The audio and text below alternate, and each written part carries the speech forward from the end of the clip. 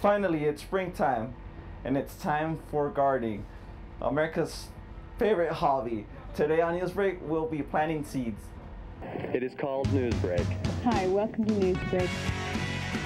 Hello, I'm Heather Ross. And I'm Nathan Wright. Welcome to the spring edition of Newsbreak. For Newsbreak, I'm Corey Peterson. We'll read your camera one. Stand by. 10 seconds. Cue talent. Welcome to Newsbreak. I'm Alex Ross. Coming up on Newsbreak. I'm Austin Wolford for Newsbreak. 4, 3, 2, 1. Take it. Good evening, I'm Connor Wallace. Tonight we have music from the band Bird in the Trees. And I'm Lauren Carter. Welcome to Newsbreak. First, let us talk about giving back and paying it forward. The University of Utah hosts charity events every year, including Rock the U and Relay for Life. However, University of Utah student Bushra Hossein has taken a different approach to giving back. For my New Year's resolution, I decided that I would perform 3 random acts of charity every month. They could be anything from paying for someone's gas to paying for the groceries of the person behind me. I thought it would be a good idea to do random acts of charity instead of volunteering for just one charity, because it gives me a chance to donate to several different causes and also be creative and have fun doing it as well. Last Saturday, Bushra let me come along for an act of charity, which involved creating hygiene kits and donating them to the Refugee Center in downtown Salt Lake City. Bushra and her friends purchased shampoo, soap, and tissues for these kits, which also contained donated toothbrushes, toothpaste, and dental floss. I'm so glad we had so much stuff. This is awesome. While the dates and times are planned in advance, there is still a level of spontaneity involved, making it possible to carry out the acts of charity with limited funds and space to prepare. Today, this even involves stopping to put the kits together in a park. At first, I was giving homeless people money a lot. Then Bushra came up with this genius idea to help people out by doing stuff like this, and I jumped on board.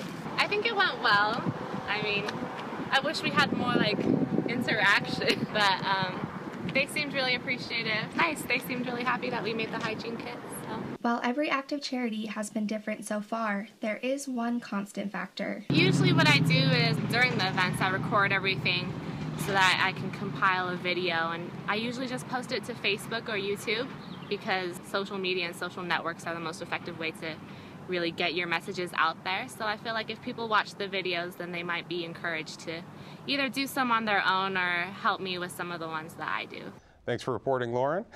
Now let's go back to Gustavo in the garden, who's planting seeds for spring. I'm here with Alexandra Porves. She's with Eatable Campus Gardens. So can you tell us about the program? Yes, absolutely. The Edible Campus Gardens project is a project through the Office of Sustainability and oversees 2 student-managed gardens here at the University of Utah. The Pioneer Garden on Lower Campus, it's just behind the Pioneer Memorial Theater, and the Sill Garden, which surrounds the Office of Undergraduate Studies of the Sill Center, that is just east of the Union Building and neighbors the Tanner Humanities. The mission of our garden program is to empower students with the skills to grow food in the urban environment and to learn a basic life skill. How do you grow food, and also how to eat more healthy? And right now is a great time to be gardening. We're already directly planting seeds for some plants that can tolerate cold temperatures that we're experiencing right now of radishes, kale, carrots, and onions. And what we have right here is a selection of some seedlings that we've grown up in the greenhouse, which is just in the rooftop of the biology building that students have seeded, and that we'll be planting outside in one of our gardens this week as well as next week. Right here we have some really beautiful flashy trout lettuce, and then over here some baby seedlings of a kale plant called rainbow lacinato kale that after another 2 weeks in the greenhouse will get to about this size, which is then perfect for us to plant outside in the gardens. As the season progresses, we'll then start transplanting some tomatoes and peppers when it gets really warm, but we're really excited for a new year and for harvesting. We offer several volunteer sessions currently this week and every week throughout the remainder of the academic year. And so we have some sessions on Thursday, Friday, and Saturday, roughly from 12 until 1. So do you have a website or an office that we could reach you? Certainly. We have a website. It's on the sustainability.utah.edu. You'll see on the front page some more information about the gardens and how to get involved. Thank you, Alexandra, for being with us. Thank you. When we think of beauty, one of the most beautiful spots on campus is also one of the oldest. Lindsay Wilbur reports on a monumental piece of University of Utah history. At the top of President's Circle, the Park Building stands as a central monument on campus. Since it was built in 1912, it has seen much transformation at the U. They started building it in 1912. The money was appropriated finally in 1911 from the legislature. And then they started building it in 1912. We have some pictures of them groundbreaking. We have one set of photographs, in fact, that shows pretty much the bunch of old guys in suits sticking their shovels in the ground all the way up to the completion of the building. It was a big event when they finally built the administration building, because that really, in a way, that sort of meant the campus had arrived, in a sense. I mean, the campus had a big administration building. It had classrooms and facilities, certainly, and football field and so on. But the administration building, that was a big step. The building is named after John R. Park, who became the first president of the University of Utah in 1869, when the U reopened after political unrest in the country had caused it to temporarily shut down. There was a period of great unrest, as you know, all through after the Civil War, say, from the 1860s, all the way up until statehood in 1896. And the economy was down. The LDS Church was kind of under siege by the federal government because of polygamy. People wanted to be a state, but they didn't want to give up polygamy, and so on and so on. And a lot of that affected the university. Today, approximately 31,000 students are enrolled at the University of Utah.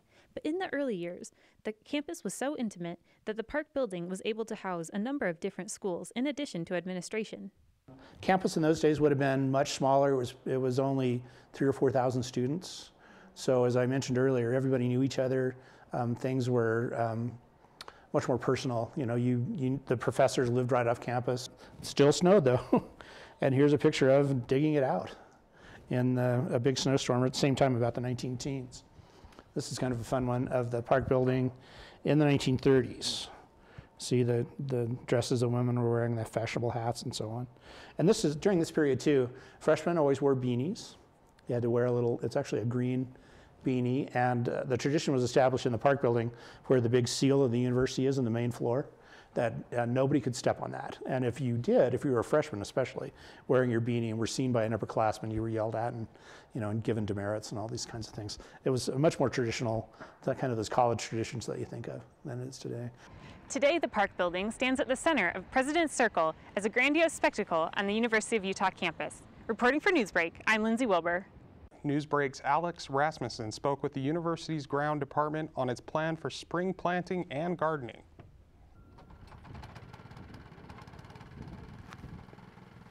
With spring already here, the grounds department at the University of Utah is getting all the preparation work finished in order to begin giving the campus a fresh look for spring and summer. Sue Pope, the manager of the Open Space, Landscape, and Maintenance Department for the university, said that after winter there is a lot of work that has to be done in and out of buildings. Well, we always generally going from the winter to the spring, depending on what the temperatures are. We always have a pipe break, main line, or it could be a plumbing, due to plumbing outside. Basically we just kind of encounter that as the temperatures change.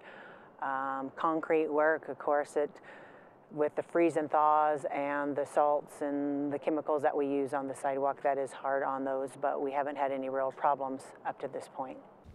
Once all the piping is fixed, the U can move then onto planting its numerous flowers and trees all around campus, where most of the plants are grown at the U's greenhouse, and the U will even try and replant dormant trees in the upcoming weeks.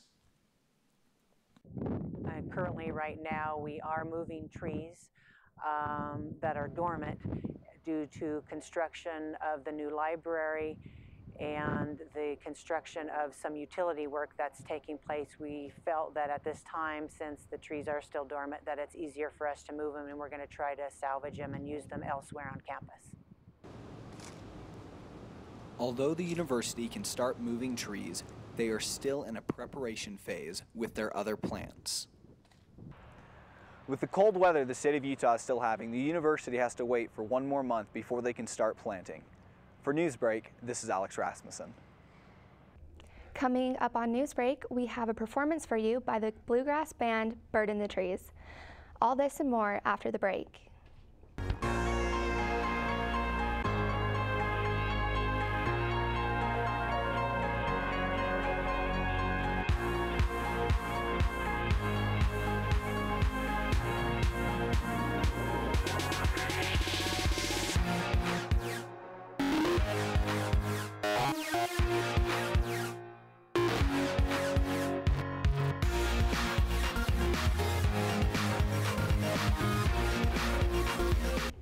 Welcome back to Newsbreak, the show produced by students for students. I'm Lauren Carter.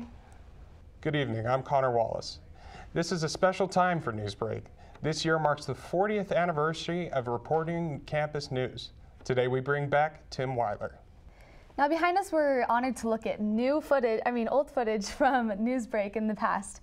And today we have Tim Weiler in studio, who was Newsbreak's first anchor 40 years ago. Tim, it's an honor to have you in studio. Thanks for inviting me. I can see that things have changed a lot. Your equipment is up to date, and I know you have many more viewers today than we had then. I hope it's a little updated since 1973. But tell us about your first experience, being an anchor on Newsbreak. We tried to use the downtown stations as a model. We tried to make our newscast look as much as possible like the newscasters downtown. And we had a teleprompter, and we covered campus news. And I don't think we came too close, but we knew that we could make mistakes, and so few people were watching that was okay. Yeah, so you said that you were covering campus news. What kind of stories were you guys producing 40 years ago? Well, one of the major issues in 1973, of course, was that the Vietnam War was winding down, so important to students here on the campus. In fact, so many students going to school at that time were not fighting in Vietnam because they had student deferments. So the Vietnam War and following the news there was very important. Yeah, so you were really taking advantage of producing, being on Newsbreak and, not being in the war. That's for sure. Yeah. So tell us about, the differences from, today and, 40 years ago. What were you guys dealing with? Like, what were the difficulties that you guys had to face? Well, we had pretty primitive equipment, I think, and I know the broadcast itself was just closed circuit around the campus.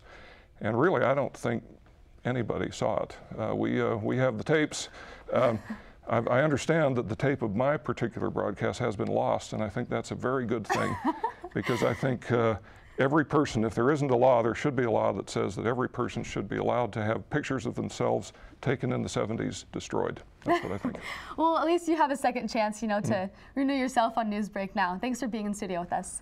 All right, we're back here at Newsbreak, and we're hearing the wonderful band Bird in Trees. You've already heard of a little bit of their work already. So how did you all get together and meet?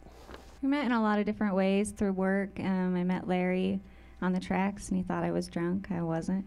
And we just started playing, and we've been playing since December, so it's been a lot of fun. All right, and where did the name come from? It's just symbolic. I believe in energy and love, and I lost my father a few years ago, and we used to be the three birds, and I have it tattooed on my arm, and it's just a symbol of joy and love, and yeah, so us together, Bird in the Trees. Okay, and Vernon, you are a PhD student here studying neuroscience. So what does the banjo help you do?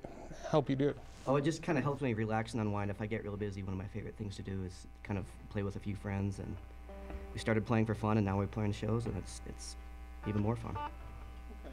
And where can the audience find out more information about the band and your upcoming shows? We are very new, so we're just recording. We'll be done soon, but check us out on Facebook. We have a video up there, and we'll keep you up on shows and whatnot. So it's Facebook.com/Bird in the Trees, singular. And you can find a link for the Bird in the Trees at our website, newsbreak.utah.edu. Thank you for watching Newsbreak, the show produced by students for students. Have a good evening.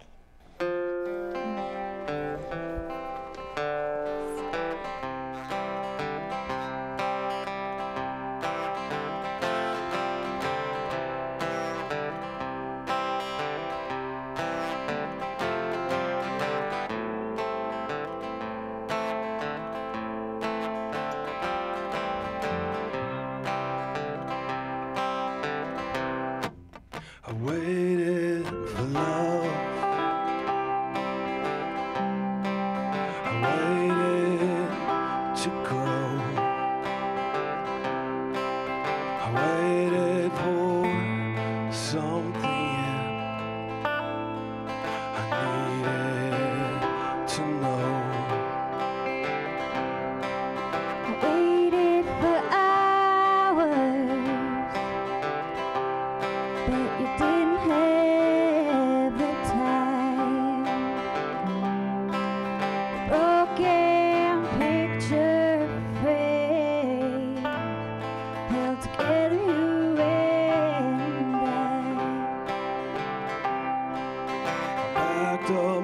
my pistol.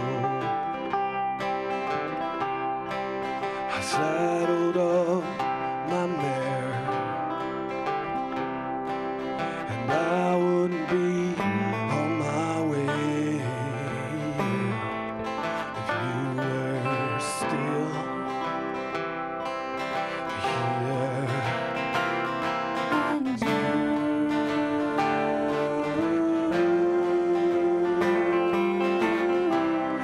grabbed a hold of me and cried.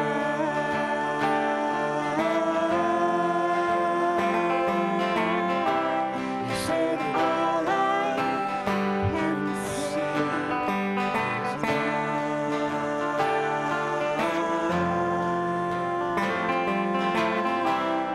for the rest of our lives.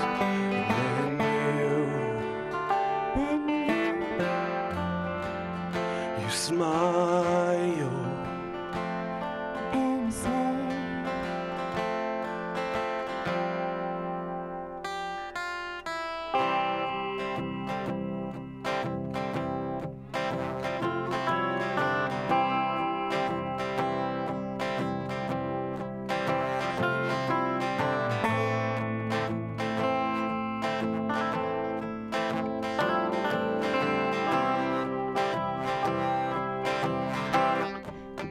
oh, you 5 children gave the best years of my life when you stayed out drinking. Oh, left on the line. Found my conviction, my unquenchable fire. Burned down the mountain just to find